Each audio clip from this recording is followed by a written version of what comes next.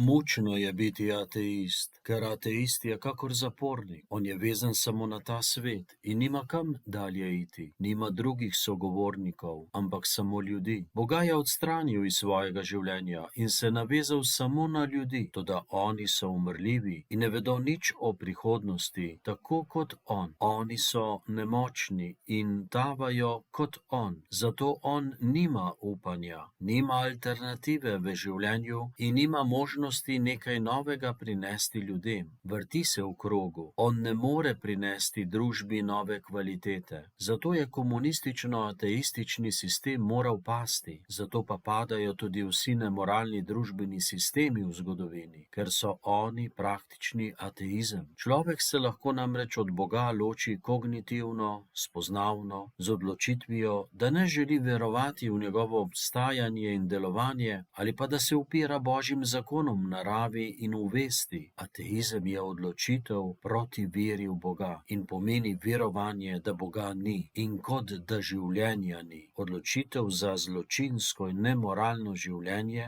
je prav tako odločitev proti Bogu in njegovim zakonitostim v svetu. Edino pošteno in človeško odgovorno je spraševati se o Bogu in iskati njegove sledi ter vedno ustvarjati odločitve zato, kar je pozitivno, pravilno in pošteno.